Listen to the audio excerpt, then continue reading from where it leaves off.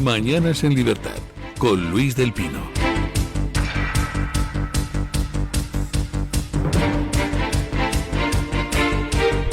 Ocho y un minuto de la mañana, 7:01 en las Islas Canarias. Vamos con las noticias de las 8 con la ayuda de doña Carmen Carbonell, comenzando por una actualización de la liberación de los rehenes israelíes. Doña Carmen, ¿cómo va el tema? Así es, don Luis. Al parecer, los 7 primeros rehenes ya estarían con las fuerzas de defensa de Israel. Se habría realizado ese primer canje. Tenemos los 7 nombres, tal y como publican diferentes medios de comunicación israelíes. En particular, serían los que van ahora mismo de camino a casa y que ya están en territorio israelí: Alon Joel, Gali Isib Berman, Matan Agrest, Eitan Mor, Omri Miran y Gui Gilvan Dalan. Ellos están los que están ya en poder de las fuerzas de las IDF. Y don Luis, también hay actualización por parte de Israel. Ha confirmado que había 3 altos cargos de Hamas que no van a ser liberados porque están considerados terroristas de alto rango. En ese canje de rehenes por prisioneros, ha dicho Israel que hay 3 en concreto que se incluían dentro de la lista de peticiones de Hamas, que no van a ser puestos en libertad, puesto que se trata de altos cargos del grupo terrorista. Bueno, pues 7 rehenes ya confirmados, liberados, y quedarían otros 13 o 15. Es que hay muchísima confusión, fundamentalmente porque los rehenes son 48 los que todavía están en manos de Hamas, pero sabemos que más de una veintena pues son cadáveres. Esta gentuza negocia también con los cadáveres. De hecho, uno de los rehenes entregado a Israel hace ya muchos meses en uno de estos altos el fuego y cambio de rehenes por prisioneros palestinos, por presos palestinos, uno de los cadáveres entregado no tenía cabeza, porque la cabeza se la habían cortado y la tenían a la venta por $10,000 en un mercado de Gaza.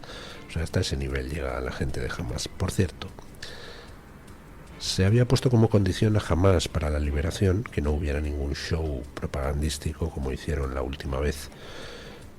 Bueno, pues han paseado las ambulancias donde iban los rehenes por toda Gaza. No han organizado un show con escenario como la última vez, pero no han perdido la ocasión de hacer un poquito de propaganda. Y por cierto, mientras pasaban por la ciudad de Gaza las ambulancias con los rehenes israelíes, había palestinos tirando piedras a las ambulancias. En fin. Ayer, día de la fiesta nacional, día de la hispanidad, marcado pues por lo de los últimos años, los abucheos a Sánchez, y también por una decisión de Abascal sobre la asistencia a la tribuna de autoridades. Escuchen. Actualizamos la información a esta hora de la mañana con la resaca política del Día de la Hispanidad que se celebró ayer. Pedro Sánchez volvió a recibir un sonoro abucheo a la llegada al palco de autoridades, pese a que habían colocado los asientos oficiales bastante alejados del público general y que la retransmisión en televisión española intentó que no se captara ese momento. Los pitidos del público resonaron en toda la plaza de Cánovas del Castillo. La ausencia de Santiago Abascal en la tribuna de autoridades fue otra de las notas de la jornada. El líder de Vox decidió seguir el desfile militar a pie de calle a la altura de la Biblioteca Nacional, escenificando así su cercanía con el electorado. Además, Abascal anunció que en lo que queda de legislatura, desde Vox solo van a coincidir con el líder del Ejecutivo en foros en los que puedan criticar a Pedro Sánchez, añadiendo que el gobierno actual es una anormalidad que debe ser tratada como tal. Por su parte, Alberto Núñez Feijóo afeó la conducta a Santiago Abascal, subrayando que el acto del Día de la Hispanidad solo faltaban los independentistas y Bildu y que, en cambio, solo se venía a apoyar al rey y a los militares. Bueno, ayer, por supuesto, se intentó por todos los medios evitar los abucheos a Sánchez, y el procedimiento elegido para evitar los abucheos y los insultos al presidente corrupto y traidor que ocupa la Moncloa, pues fue alejar todavía más al público de la tribuna de autoridades. Ya en años pasados empezó a establecerse una especie de distancia de seguridad. El año pasado creo que eran 200 metros. Bueno, pues esta vez 600 metros. No sé, supongo que para el año que viene evacuarán Madrid para que se pueda celebrar el desfile sin que nadie insulte a Sánchez.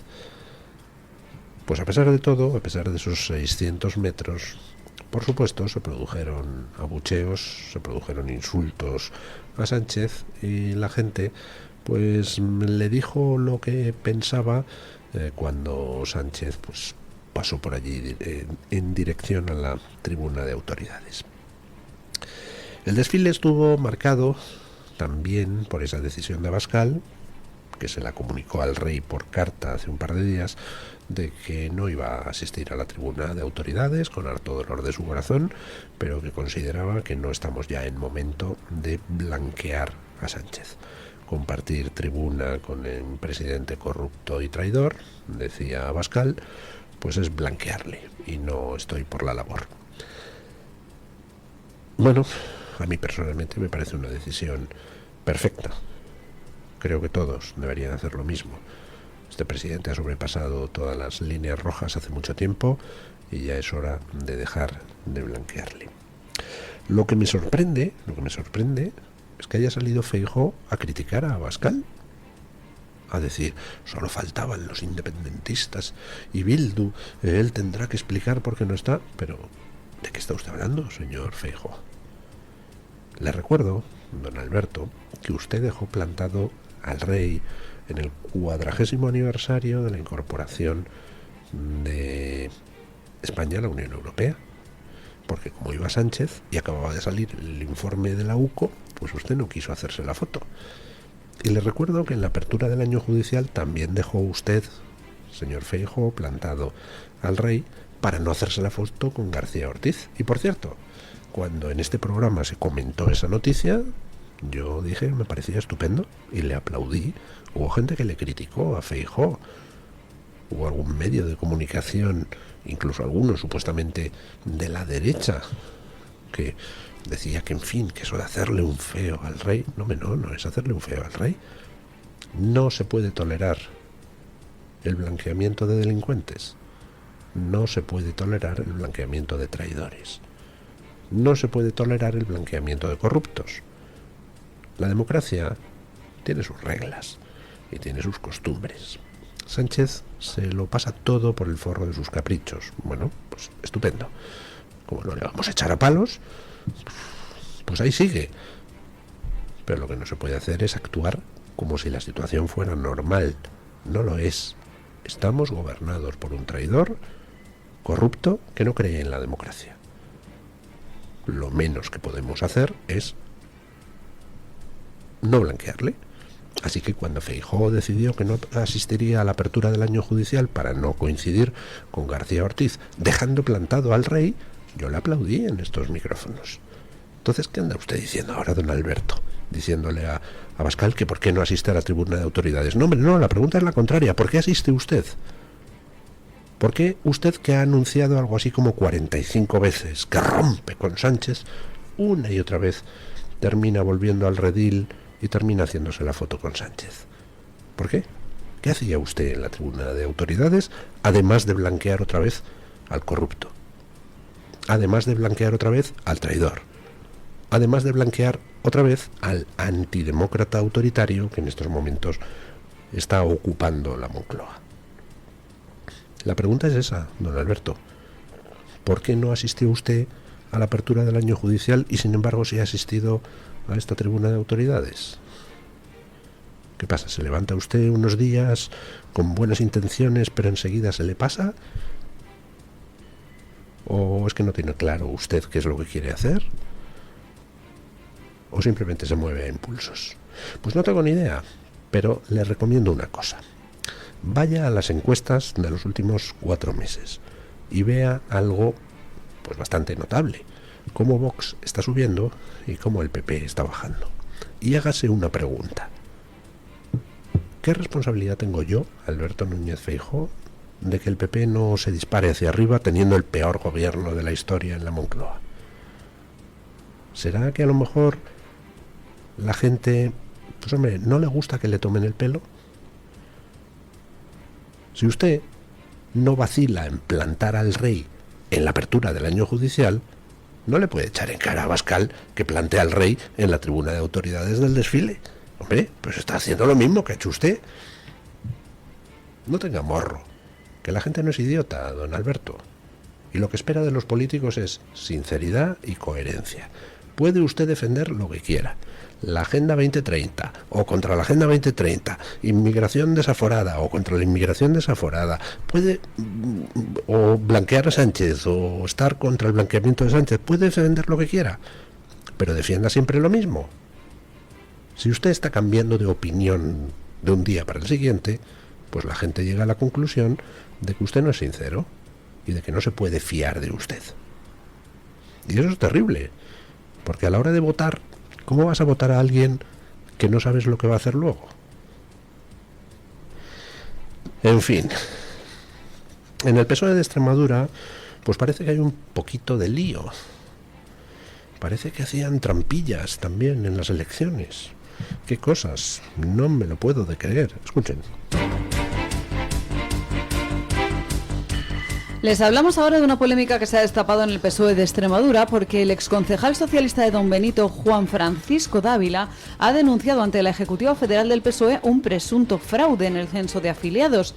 Tal y como publica The Objective, concretamente afectaría a su agrupación local y señala directamente al exsecretario de organización Santos Serdán por haber ignorado advertencias previas sobre la manipulación de fechas de afiliación para incluir a nuevos militantes en un censo que ya estaba cerrado antes del Congreso de 2024. Según Dávila, estas irregularidades, que vincula al entorno del exalcalde José Luis Quintana, buscaban influir en la renovación de la dirección local e incluyen a altas fuera de plazo, afiliaciones de personas sin vínculos con la ciudad y posibles delitos de falsedad documental.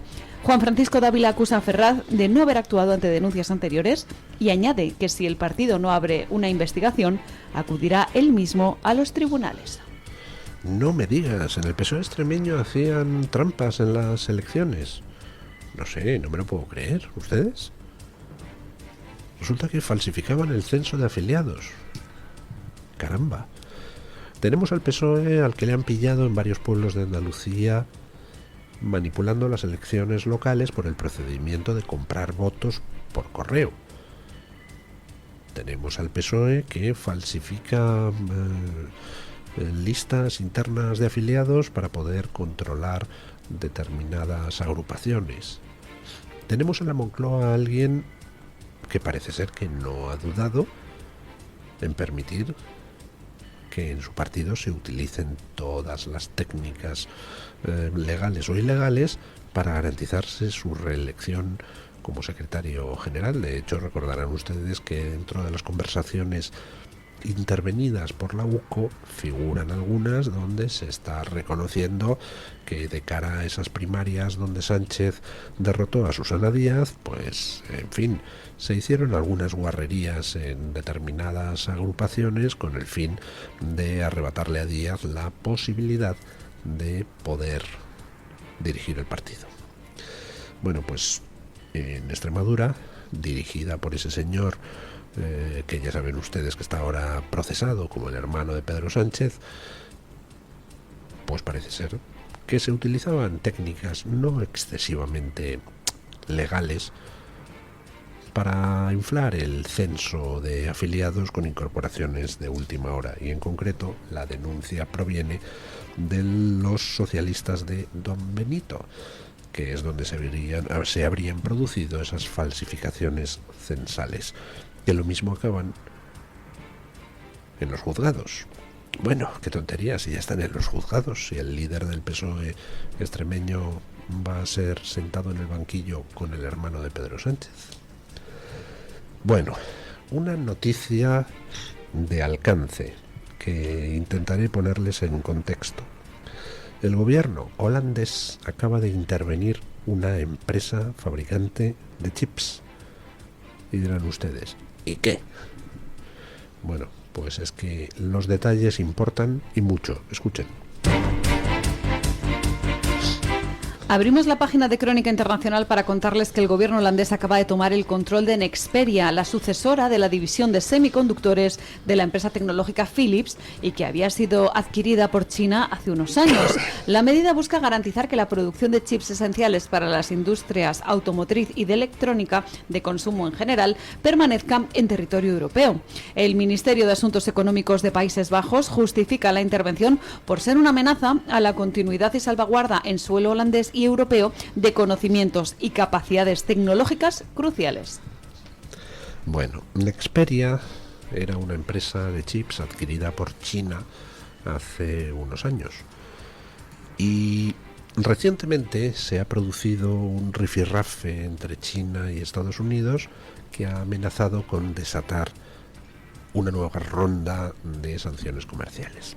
En concreto, China envió una carta la semana pasada a numerosos países diciendo que va a introducir controles de exportación para numerosos productos relacionados con el tema de energías renovables, con el tema de baterías y sobre todo con todo lo que es la producción de tierras raras, donde China tiene no un monopolio, pero sí desde luego una posición de predominio en muchos puntos de la cadena. Bueno, eso provocó que Estados Unidos respondiera imponiendo aranceles del 100% a China. China parece que se ha achantado, entonces Trump ha publicado algún mensaje quitando hierro al asunto y remitiendo a la solución de todo el tema a la reunión que va a tener con Xi Jinping en breve. Pero está claro que China tiene en sus manos dañar tecnológicamente a Occidente. Si China introduce restricciones de exportación a productos clave, pues entonces todo lo que es el tema de la producción de energías renovables, de baterías, equipamiento médico, etcétera, quedaría gravemente afectado en Occidente. Con lo cual, pues Occidente reacciona tomando represalias.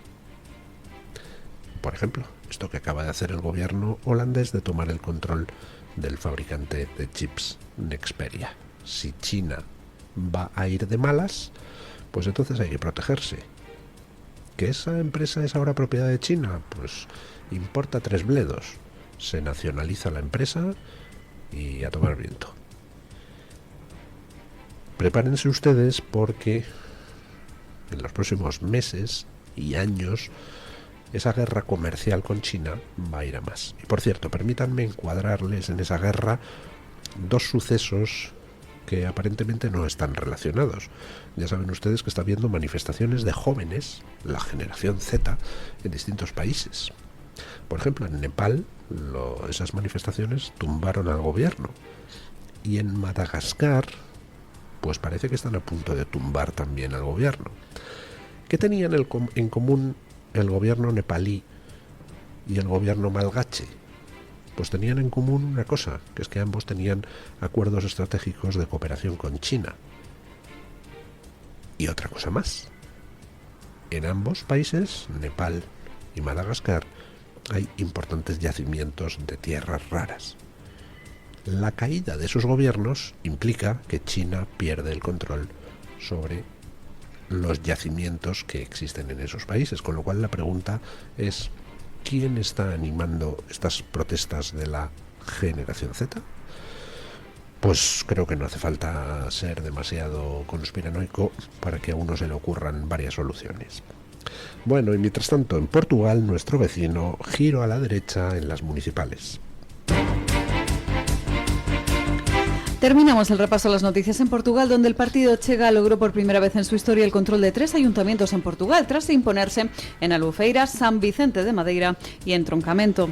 Fundado en 2019 y liderado por André Ventura, el partido Chega obtuvo mayorías absolutas en los 2 primeros municipios, superando a las coaliciones del Partido Socialdemócrata y del Partido Socialista.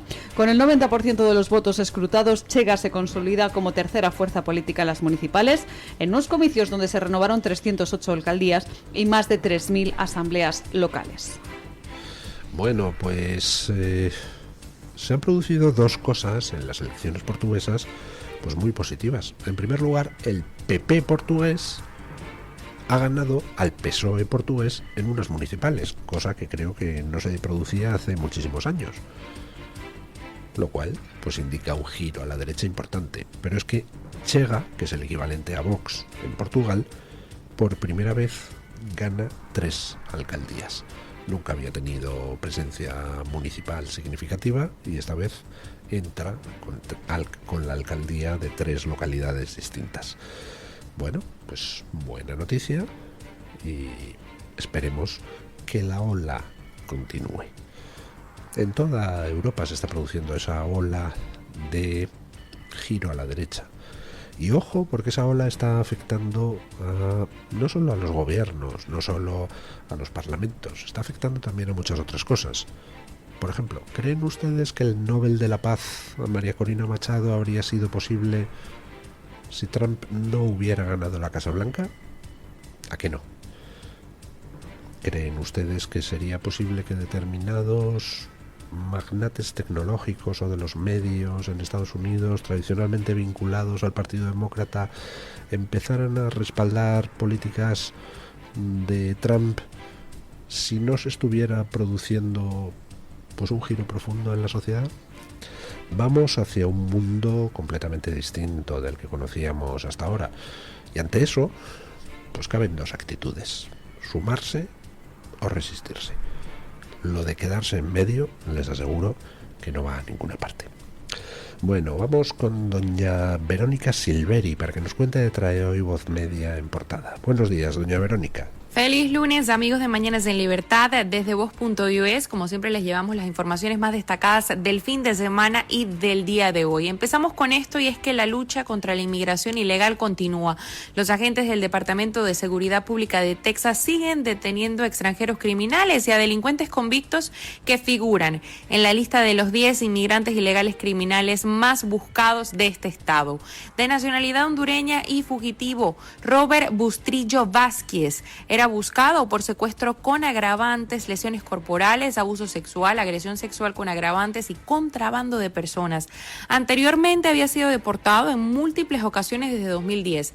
Tiene un historial de, escuchen bien, 15 años de haber entrado ilegalmente al país, ser deportado y volver a entrar ilegalmente como un getaway, aquellos que entran de forma ilegal al país para evadir la captura y no hacen reclamaciones de inmigración. Durante el gobierno de Biden se reportaron más de 2 millones de fugitivos. Y seguimos hablando del presidente Joe Biden, quien ya inició una nueva fase para combatir el cáncer de próstata que padece, y este es basado en ciclos de radioterapia y tratamiento hormonal. En mayo, Biden fue diagnosticado de un agresivo cáncer de próstata que hizo metástasis en los huesos. Un portavoz del expresidente dijo que el nuevo tratamiento que ha comenzado y al que debe someterse Biden tiene una duración en principio de 5 semanas y depende de su evolución. Verán que siguen haciendo los médicos. Y culminamos con esto, y es que el presidente Donald Trump anunció que le dijo al Departamento de Guerra que debe utilizar todos los fondos disponibles para asegurar que las tropas estadounidenses reciban sus salarios el próximo 15 de octubre, a pesar del cierre del gobierno federal que ya lleva más de 10 días. En un mensaje publicado en Truth Social, Trump explicó que tomó la decisión ante la posibilidad de que las tropas pierdan los cheques de pago que legítimamente les corresponden. Trump responsabilizó directamente al líder de la minoría en el Senado, el demócrata Chuck Schumer, y a su bancada por mantener un cierre politizado que, según él, amenaza la estabilidad de Estados Unidos. Con esto culminamos. Les recordamos que pueden visitar Voz.us para ampliar mucha más información. Muchísimas gracias, doña Verónica. Vamos con la información del tiempo y después pausa publicitaria y a la tertulia. Pero antes, déjenme felicitar a todo el pueblo de Israel y en especial a las familias de los rehenes que ya por fin están siendo liberados. Pausa y a la tertulia.